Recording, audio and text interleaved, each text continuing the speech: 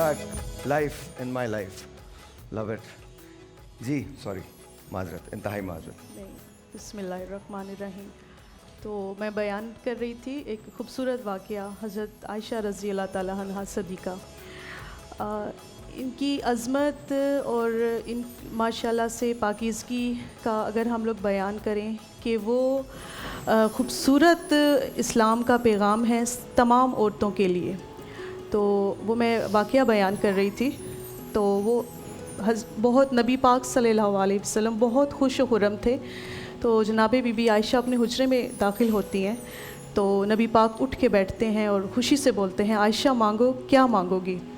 تو حضرت عائشہ بہت خوش ہوتی ہیں اور سوچ میں پڑتی ہیں کہ میں کیا مانگوں.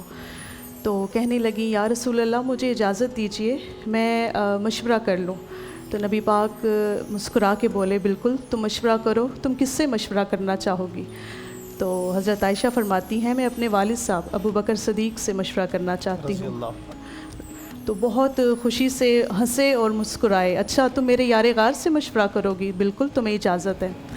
اسی ٹائم وہ خوشی سے جاتی ہیں اور اپنے والد صاحب کے پاس. تو خوشی سے جب وہ جاتی ہیں بولتی ہیں کہ مجھے آج اپنے نبی پاک صلی اللہ علیہ وسلم دو جہان آقا سردار نے آج بہت خوشی سے مجھے تحفہ دینے کا بولا. تو آپ مجھے بتائیں کہ میں ایسا کیا ان سے مانگوں کہ جو میرے لیے بہت راحت بخش ہو. تو آپ رضی اللہ تعالیٰ عنہ فرماتے ہیں کہ عائشہ تم ایسے کرو, تم ان سے یہ پوچھو جب معراج پہ تشریف گئے تو وہاں پہ راز و نیاز ہوا اللہ پاک کا اور ہمارے نبی پاک کا. تو اس آپ ریاض و نیاز کے بارے میں پوچھو کہ وہ کیا راز و نیاز تھا. تو یہ آپ اپنے لیے اور میرے لیے بھی یہ آپ ان سے مانگو جا کے. تو جب عائشہ آتی ہیں دوبارہ تو نبی پاک سے پوچھتی ہیں کہ میں مشورہ کر رہی, مجھے بتائیے کہ اب آپ میرے لیے کیا تحفہ رکھتے ہیں. تو نبی پاک نے بولا بالکل آپ مانگو کیا مانگتی ہو. تو انہوں نے بولا کہ مجھے یہ بتائیں جب آپ معراج پہ گئے تو وہاں پہ آپ نے کیا راز و نیاز کیا. تو نبی پاک مسکرائے تو بولا واہ عائشہ مانگا بھی تو کیا مانگا. تو میں تمہیں آج ایک بہت خوبصورت تحفہ دینا چاہتا ہوں. وہ راز و نیاز کا یہ تحفہ ہے کہ جب میں اوپر گیا تو میرے اللہ پاک سے جب ارشاد ہوا, جب ہمارا ہم کلام میں ہوا تو اس میں اللہ پاک نے بولا کہ خوبصورت تحفہ اور خوبصورت ترین تحفہ یہ ہے کہ ٹوٹے ہوئے دلوں کو جوڑنا. ماشاءاللہ سے کتنی بڑی یہ بات ہے کہ ٹوٹے ہوئے دلوں کو جوڑنا. جو ٹوٹے ہوئے دلوں کو جوڑے گا اس پہ میری طرف سے جنت واجب ہے.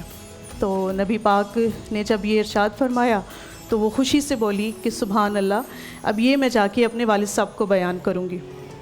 جب اپنے والد صاحب کے پاس گئیں تو جب انہوں نے سارا واقعہ اپنے والد صاحب کو بیان کیا تو حضرت ابو بکر صدیق زور قطار رونا شروع ہو گئے, رونے لگے. تو آپ فرماتی ہیں کہ یہ تو بہت خوشی کی بات ہے, تو آپ رو کیوں رہے ہیں. تو آپ نے بولا کہ عائشہ تم نے یہ تو سنا کہ ایک ٹوٹے ہوئے دلوں کو جوڑنا کتنی بڑی سعادت کی بات ہے, اور یہ تم نے نہیں سوچا کیا جو دل توڑے گا اس کے بارے میں تم نے سوچا کہ جو دل توڑے گا اس کے لیے کیا ہے. تو یہ بات ماشاءاللہ سے ہمارا اسلام ہمیں حضرت عائشہ بی بی رضی اللہ تعالیٰ عنہا کے توسل سے ہمیں یہ آگے میسیج اور یہ پیغام ملتا ہے کہ بہت بڑی بات ہے ایک ٹوٹے ہوئے دل کو جوڑنا اور کسی کے دل کو توڑنا. تو آج کل میں چاہتی ہوں کہ یہ اس چیز پہ لوگوں کو بالکل ایک کسی کے دل کو توڑ دینا بالکل ایک عام سی بات سمجھتے ہیں. تو ماشاءاللہ سے یہ بہت بڑی سعادت ہمارے نصیب میں آئی جناب بی بی عائشہ کے توسل سے. بہت بہت بہت شکریہ. جی مفتی صاحب. نحمدہ و نصلی علی رسولہ الکریم, اما بعد فاعوذ باللہ من الشیطان الرجیم, بسم اللہ الرحمن الرحیم. آج اس ہستی کو ہم خراج عقیدت پیش کرنے جا رہے ہیں. عتیقہ بنت عتیق, صدیقہ بنت صدیق, حبیبہ حبیب خدا, حبیبہ حبیب رسول اللہ صلی اللہ علیہ وآلہ وسلم. یہ وہ ہستی ہیں اتنی قابل رشک ہیں کہ یہ عزت ہے میرے نبی کی, سبحان اللہ, یہ حرمت ہے میرے آقا کی, یہ حرم ہے آقا دو جہاں صلی اللہ علیہ وآلہ وسلم کی. ساری دنیا آقا کی تعریف کرتی ہے مگر آقا کی زبان حضرت عائشہ کے بارے میں کیا کہتی ہے. فرمایا لوگو عائشہ میری وہ بیوی ہے جس نے کبھی مجھ سے کوئی جائز فرمائش بھی نہیں کی. سبحان اللہ. آج ہماری بہنوں بیٹیوں کو سبق لینے کی ضرورت ہے. پھر ایک موقع پر آقا دو جہاں صلی اللہ علیہ وسلم کیا فرماتے ہیں؟ فرمایا عائشہ میری وہ بیوی ہے جو میرے فاقوں کی ساتھی ہے. اور بخاری شریف کی حدیث ہے، آقا دو جہاں صلی اللہ علیہ وسلم فرماتے ہیں، حضرت عائشہ سے مروی ہے کہ ہمارے گھر میں 40 دن تک چولہا نہیں جلا مگر عائشہ کے ماتھے پہ کبھی بل نہیں آیا. جانتے ہیں یہ کون عائشہ ہے؟ کہ جس کے والد کی مکہ المکرمہ میں پروڈکشن تھی کپڑے کی اس زمانے میں، یعنی اس زمانے میں عرب میں سب سے بڑا کسی کا بزنس تھا تو وہ سیدنا صدیق اکبر رضی اللہ تعالیٰ عنہ کا تھا. اور حضور خود فرماتے ہیں کہ میں نے محسوس کیا کہ عائشہ دن پہ دن کمزور ہوتی جا رہی ہیں. میں نے پوچھا عائشہ کہ وجہ کیا ہے؟ فرمایا کوئی بھی وجہ نہیں یا رسول اللہ. تو پتہ یہ چلا کہ اگر کہیں سے کھجوریں آتی بھی ہیں تو ایک آدھ کھجور کھا لیتی ہیں، باقی میرے لیے رکھ لیتی ہیں. سخاوت کا، حضور صلی اللہ علیہ وسلم کی رنگت کا اور حضور کی صحبت کا یہ اثر تھا کہ ایک مرتبہ، دو مرتبہ آپ کی زندگی میں واقع ہوئے، ایک مسلم شریف میں اور ایک ابو داؤد میں، کہ 1,00,000 درم آپ کے پاس کسی نے ہدیہ بھیجا اور ایک روایت کے مطابق 70,000 درم بھیجا. اور گھر کے اندر یہ عالم ہے کہ اپنے کپڑوں پر پیوند لگے ہوئے، اپنے کپڑے جو ہے وہ پھٹے پرانے ہیں. تو شام سے پہلے سارا مال، سارے درم ہدیہ کر دیے، صدقہ کر دیے، تقسیم کر دیے. تو جو خادمہ تھی، خادمہ نے کہا آپ اپنے لیے کچھ رکھ لیتی ہیں، ہم نے بھی تو ابھی کھانا تھا، ہم نے تو کچھ بھی نہیں رکھا اپنے لیے. فرمایا اچھا تم یہ مجھے پہلے یاد دلا دیتی، مجھے تو یاد ہی نہیں رہا کہ اپنے لیے بھی ہم نے کچھ رکھنا ہے. تو سارا کا سارا مال ہدیہ کر دیا. آج امت کے پاس کچھ علوم ہیں. کون سے؟ علم الانساب، علم الازداد، علم المیراث، علم الفقہ. اس میں اگر کائنات کے اندر سب سے بڑی کوئی مجتہد ہیں، جیسے میں نے سیری میں بھی کہا کہ حضور نبی کریم علیہ الصلوۃ کے تمام صحابہ عالم تھے، 100 صحابہ مفتی تھے، 6 صحابہ مجتہد تھے. ان 6 صحابہ میں بھی اگر کوئی سب سے بڑی مجتہد تھیں تو وہ حضرت اماں جان میری ماں حضرت عائشہ صدیقہ رضی اللہ تعالی عنہا تھیں. اور آپ کا کیا نصیب ہے، آپ کے نصیب پر ساری کائنات قربان جائیں.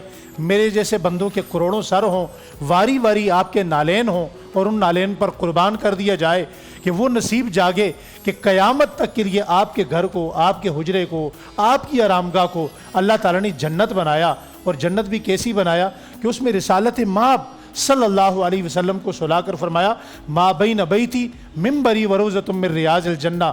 آج ہم جس جگہ جا کر 2 رکعت نماز نفل پڑھنے کو ٹکرے مارتے ہیں، نسک لیتے ہیں، ایپ لیتے ہیں، درخواستیں دیتے ہیں، لائنیں لگاتے ہیں، وہ جگہ کس کی ہے؟ وہ حضرت عائشہ صدیقہ رضی اللہ تعالیٰ عنہ کی ہے. تو میں کہنا چاہوں گا کہ یوں تو ہم کہتے ہیں کہ ماں کے قدموں میں جنت ہے، مگر یہ لوگوں، حضرت عائشہ صدیقہ ہماری وہ ماں ہے جس کے گھر کا چھت بھی جنت ہے، دیواریں بھی جنت ہیں، دروازہ بھی جنت ہے، فرش بھی جنت ہے، بستر بھی جنت ہے. اس لیے کہ اس جنت میں اگر کوئی جنتی آرام کر رہا ہے تو کائنات کی سب سے بڑی ہستی جناب رسالت مآب صلی اللہ علیہ وسلم اور جناب حضرات شیخین ابو بکر و عمر رضی اللہ تعالیٰ عنہ. سبحان اللہ، سبحان اللہ. ندیم بھائی اماں عائشہ کے بارے میں جتنی بھی گفتگو کی جائے کم ہے، کیونکہ دین اور دنیا دونوں کو اگر سمجھنا ہے تو اماں عائشہ کی زندگی کے بارے میں معلومات کریں، پڑھیں، سوچیں، سمجھیں اور پھر اس پہ عمل کریں. میں تمام خواتین سے، اپنی بہنوں سے، اپنی ماؤں سے، بیٹیوں سے یہی کہوں گا کہ اماں عائشہ، ہم کیوں کہتے ہیں انہیں اماں عائشہ؟ وہ اس لیے کہتے ہیں کہ انہوں نے دین دنیا سب کچھ ہمیں بتا دی. یعنی وہ بہت اچھی پولیٹیشنز بھی تھی، وہ بہت اچھی بیٹی تھی. وہ حضور پاک صلی اللہ علیہ وسلم ہمیشہ تعریف کیا کرتے تھے. تو یہ سب چیزیں. اچھا، جو سب سے خوبصورت بات جو ہمیشہ زیادہ تر علماء کرام کہتے ہیں کہ ان کی گفتگو میں ایک مٹھاس تھا، ان کی جو گفتگو کا انداز تھا، کبھی بھی کسی بھی نے یہ نہیں کہا کہ ان کی گفتگو میں ایسا لگا ہو کہ کبھی غصے ظاہر ہو رہا ہو. تو یعنی کہ ہر چیز کے مطابق، اگر ہم کہتے ہیں نا کہ ہمیں ایک کمپلیٹ گائیڈنس اگر کسی نے دی ہے تو اماں عائشہ نے دیا. ایک چھوٹی سی بات ایڈ کرتا جاؤں، اجازت ہے؟ آج ہم کسی کو کچھ دیتے ہیں نا ہدیہ، تو کیا کہتے ہیں؟ یار میرے لیے دعا کرنا. حضرت عائشہ صدیقہ رضی اللہ تعالیٰ جب کسی کو کچھ دیتی تھی تو ساتھ ہی خادمہ کو سے پوچھتی تھیں سنو اس نے کیا کہا ہے. وہ جو دعا دیتا تھا حضرت عائشہ اسے دعا دیتی تھی. کسی نے پوچھا آپ ایسا کیوں کرتی ہیں؟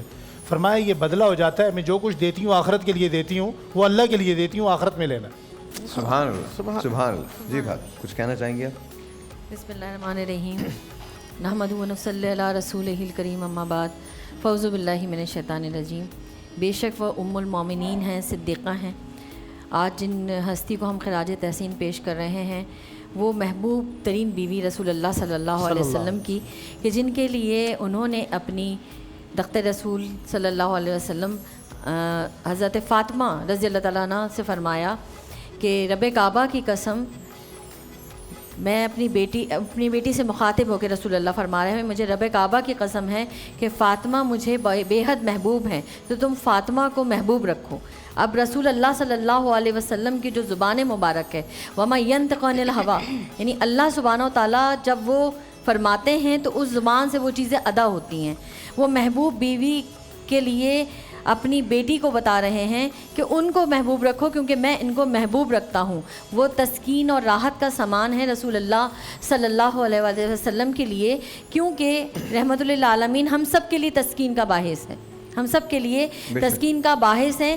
اور پھر ان کی خصوصیات میں اور ان کی فضیلت میں اتنا بیان آتا ہے کہ آپ جو ہیں ان کی فہم و فراست دیکھ لیں، آپ ان کی فصیح و بلاغت دیکھ لیں، کہ اگر آپ دیکھیں کہ وہ گفتگو کرتی ہیں تو ایسا لگتا ہے کہ جامع کلمات کے ساتھ تھوڑی سی بات ہے، کثیر نہیں ہے، بہت قلیل الفاظ ہیں اور کثیر معنی لیے ہوئے ہیں، کثیر معنی لے کر جیسے کوزے میں سمندر سمیٹ کر آ گیا ہو. ایسا بیان ہے کہ جب وہ بات کر رہی ہیں، بات کرنے والے کے دل کے اندر وہ بات ایسے اترتی ہے کہ جیسے دل کو تسکین ہو جاتی ہے. اور رسول اللہ صلی اللہ علیہ وسلم نے فرمایا کہ حمیرہ سے، یعنی کہ اماں عائشہ صدیقہ رضی اللہ تعالیٰ عنہ سے 2/3 دین کا علم حاصل کرو، اور پھر ان کی اطاعت اور پیروی میں، رسول اللہ صلی اللہ علیہ وسلم کی اطاعت اور پیروی میں جو صحابہ کرام ہیں وہ جاتے تھے ان کے پاس، اماں عائشہ صدیقہ رضی اللہ تعالیٰ عنہ کے پاس، اور ان کے پاس جو ہے وہ کہتے ہیں کہ ابو موسیٰ رضی اللہ تعالیٰ عنہ فرماتے ہیں کہ جب ہم کوئی حدیث سمجھ میں نہیں آتی نا تو ہم اماں عائشہ صدیقہ کے پاس جاتے، تو ہم جب ان سے پوچھتے وہ ہمیں ایسے معنی اور مفہوم سمجھاتی کہ وہ جو ہمیں حدیث کا علم تھا وہ صحیح طور پہ اس کے معنی اور مفہوم سمجھ میں آ جاتے. یعنی کہ ان کو جو فیض ملا تھا وہ ڈائریکٹ رسول اللہ صلی اللہ علیہ وسلم سے ملا تھا. وہ ان کے ساتھ رہتی تھیں اور ان کا حافظہ اتنا تیز تھا کہ آپ صلی اللہ علیہ وسلم جو بات کرتے تھے، جو حدیث لکھواتے تھے، وہ ان کو یاد کر لیا کرتی تھی. اور کہا جاتا ہے، روایت میں آتا ہے کہ انہوں نے 2000 یا اس سے بھی کچھ زیادہ 2212 کے قریب 2210 کے قریب، اور 174 جو ہیں وہ بخاری شریف میں ہیں. اس طریقے سے کافی ساری احادیث جو ہیں جو صحابہ اکرام کو ملی ہیں اور ہماری امت کو ملی، اور خاص کر عورتوں کے جو معاملات ہیں، جو کہ عورتیں جھجکتی ہیں بات کرنے سے، جیسے کہ ان کے مسائل ہوتے ہیں، شرعی مسائل ہوتے ہیں عورتوں کے بارے میں، تو وہ تمام جو ہے اماں عائشہ صدیقہ نے واضح کر کے بتائے تاکہ. اور اگر ہم دیکھتے ہیں کہ ایک بیٹی کو کیسا ہونا چاہیے، ایک عورت کو کیسا ہونا چاہیے، ایک عورت جو ہے وہ کس طرح سے رول ماڈل ہو سکتی ہے، تو رسول اللہ صلی اللہ علیہ وسلم کی زوجہ محترمہ اماں عائشہ صدیقہ کو ہی آپ دیکھ لیں، ان کی زندگی کو دیکھ لیں، ان کی تاریخ کو دیکھ لیں کہ کس طرح سے انہوں نے گھر کے امور کو بھی سر انجام دیا ہے اور کس طریقے سے انہوں نے دین کے کاموں میں رسول اللہ صلی اللہ علیہ وسلم کا ہاتھ بٹایا. اور ہماری امت، یعنی رسول اللہ صلی اللہ علیہ وسلم کی جو امت ہے، ان کے اوپر ان کا یہ احسان ہے کہ جو وہ روایت ہیں وہ ہمیں آج مل رہی ہے اور ہم اس سے استفادہ حاصل کر رہے ہیں، وہ دین کا علم ہمیں مل رہا ہے. کچھ تھوڑا سا حضرت عائشہ کے متعلق بیان ہو جائے اور پھر اس کے بعد ہم آگے چلتے ہیں. بسم اللہ الرحمن الرحیم. ام المومنین حضرت عائشہ صدیقہ رضی اللہ تعالی عنہا کا آج یوم ہے، اور یقیناً ہماری ماں ایسی ہیں کہ جنہوں نے آج خواتین کی جتنی بھی اسلامی تعلیمات ہیں ان سب کی اگر موٹیویٹر کوئی تھیں کہ خواتین سے سوال لے کر رسول اللہ سے ان کا جواب لینا according to the canon of the شریعہ، یہ سارا خاصہ ام عائشہ صدیقہ تھا. آج جتنے بھی خواتین کے بالخصوص احکامات ہیں یہ سب انہی کی محنت اور انہی کی کاششوں سے امت محمد مصطفیٰ تک پہنچے ہیں. اور پھر میں آپ سے عرض کروں کہ وہ اتنی بڑی عالمہ تھیں، اتنی بڑی قاریہ تھی اور اتنی بڑی قرآن کی حافظہ تھی اور اتنی بڑی فقیہہ تھیں کہ ان سے اکتساب فیض کرنے والے بڑے بڑے جید صحابہ کرام تھے جنہوں نے ان کی محفل میں بیٹھ کر زانو تلمس طے کیا اور ان سے سیکھا. اور شاعری کی بات کروں تو اتنی بڑی شاعرہ تھیں کہ کعب بن مالک کا پورا قصیدہ ان کو یاد تھا. اور اس کے ساتھ ساتھ حضرت حسان جیسے مسلمہ شاعر عرب کے وہ بھی تصحیح کلام کرنے کے لیے ام المومنین کے پاس آیا کرتے تھے. سبحان اللہ. کہ میرے کلام کی تصحیح کیجئے. اور میں خانگی زندگی کی بات کروں تو میں ایک حدیث مبارک جو کہ بہقی میں، طبرانی میں، طبری میں اور دیگر کتب احادیث سے موجود ہے کہ حضور اکرم صلی اللہ علیہ وسلم گرمیوں کے دن تھے، آپ اپنی نالین، اپنی جوتیاں گانٹھ رہے ہیں. آج تو ہمارا عالم یہ ہے نا کہ ہم اپنے سارے چیزیں باہر سے کرواتے ہیں یا پھر گھر والوں کو دیتے ہیں یہ کام کر دیجئے میرا، لیکن حضور اکرم صلی اللہ علیہ وسلم خود اپنے جوتوں کو سی رہے ہیں اور سیتے سیتے آپ کی پیشانی مبارک پر پسینے کے قطرے نمودار ہو گئے. اور حضرت عائشہ صدیقہ دیکھ رہی ہیں. حضور اکرم صلی اللہ علیہ وسلم نے محسوس کیا کہ عائشہ صدیقہ دیکھ رہی ہیں. فرماتی ہیں فرأیت فبہت، میں نے دیکھا اور میں مبہوت ہو گئی. حضور نے محسوس کیا اور آپ نے پوچھا کہ اے عائشہ کیا دیکھ لیا؟ فرمایا کأنہ یا رسول اللہ نور یا رسول اللہ، یا رسول اللہ میں نے آپ کی پیشانی سے نور طلوع ہوتے ہوئے دیکھ لیا ہے. وہ پیشانی پر آپ کے نور جگمگا رہا ہے. حضور اکرم صلی اللہ علیہ وسلم نے نالین چھوڑ دی اور آپ نے فرمایا عائشہ ایسا کیا دیکھ لیا تھا؟ تو حضرت عائشہ صدیقہ فرماتی ہیں یا رسول اللہ اگر ابو کبیر حزلی دور جاہلیت کا شاعر تھا، فرمایا اگر وہ زندہ ہوتا تو سارے کا سارا اپنا دیوان اپنے محبوبوں کے بجائے اللہ کے محبوب کے نام کر دیتا. حضور پھر استفسار کر رہے ہیں، شوق پیدا ہوا، اے عائشہ ایسا کیا کہہ دیا تھا ابو کبیر حزلی نے؟ فرماتا ہے وَمُبَرَّأً مِّن كُلِّ غُبِّ رَحِيدَ وَفَسَادِ مُرْضِعَةٍ وَدَاءِ مُغْلَدِ فَإِذَا نَظَرْتَ إِلَىٰ أَسِرَّةِ وَجْهِهِ بَرْقِ الْعَارِضِ كَبَرْقِ الْمُتَحَلِّلِ فَإِذَا نَظَرْتَ إِلَىٰ أَسِرَّةِ وَجْهِهِ. فرماتی ہے ابو کبیر حزلی یہ کہتا تھا کہ میرا محبوب ایسا ہے، دنیا میں لوگ جب پیدا ہوتے ہیں تو پیدائش کی علائشوں کے ساتھ پیدا ہوتے ہیں، لیکن میرا محبوب ایسا ہے کہ پیدا ہوا تو اللہ نے پاک و صاف کر کے غسل کر کے ان کو بھیجا، اور جس ماں کا دودھ پیا اس ماں کا دودھ بھی بڑا پاکیزہ اور بڑا طیب و طاہر تھا. اور یا رسول اللہ وہ کہتا ہے کہ جس طرح چاند بدلیوں سے کھیلتا ہے نا، کبھی بادلوں کے پیچھے چلا جاتا ہے کبھی بادلوں کے آگے آ جاتا ہے، اسی طرح آپ کی پیشانی کے قطرے کبھی رنگل کے ابھار پر آتے ہیں تو پیشانی چمک جاتی ہے اور وہ قطرے چمک جاتے ہیں، اور کبھی اس کے درمیان جاتا ہے تو ایسا ہے کہ گویا چاند بادلوں کے پیچھے چھپ گیا ہے. تو یا رسول اللہ آپ کی پیشانی پر تو نور جگمگا رہا ہے. اور اسی پر کہا نا کہ قرنوں بدلی رسولوں کی ہوتی رہی، چاند بدلی کا نکلا ہمارا نبی. حضور اکرم صلی اللہ علیہ وسلم نے جب یہ سنا تو آپ نے فرمایا جزاک اللہ یا خیر عائشہ، جزاک اللہ یا خیر عائشہ، جزاک اللہ یا خیر عائشہ. تو ہمیں یہ تعلیم ملی کہ ابو کبیر حزلی جو کہ دور جاہلیت کا شاعر تھا وہ حضور کی تعریف کرتا ہے تو حضور ام المومنین عائشہ صدیقہ کو دعائیں دیتے ہیں. اور اگر آج عاشق اگر حضور کی نعت پڑھے، حضور کا ذکر کرے تو حضور کی کتنی دعائیں ملتی ہوں گی. سبحان اللہ. اور پھر آپ نے فرمایا عائشہ تم نے سچ کہا، میں ایسا ہی تھا. میں جب پیدا ہوا تو اللہ تبارک و تعالی نے مجھے مختون پیدا فرمایا، مجھے غسل کر کے بھیجا اور میری آنکھوں میں سرما لگا کر بھیجا. سبحان اللہ. کنگا کیا ہوا، کیا بات، کیا بات، کنگا کیا ہوا تھا، ناخن کٹے ہوئے تھے، ناخن کٹے ہوئے. میں ایسا ہی ہوں. کیا بات ہے، کیا بات ہے، کیا بات ہے. اس ڈاکٹر صاحب کی بات میں ایک بات ایڈ کر دوں.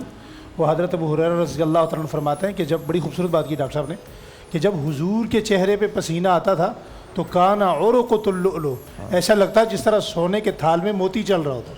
اور حضرت عائشہ فرماتی ہیں آخری بات لوامی زلیخا لو ارینا جبینہ لأسرنا بالقطع القلوب علی الیدی، کہ اگر زلیخا میرے محبوب کو دیکھ لیتی تو میرے محبوب کی پیشانی کو فقط دیکھ لیتی تو وہ فقط ہاتھ نہیں کاٹتے، وہ اپنا دل کاٹ ڈالتے.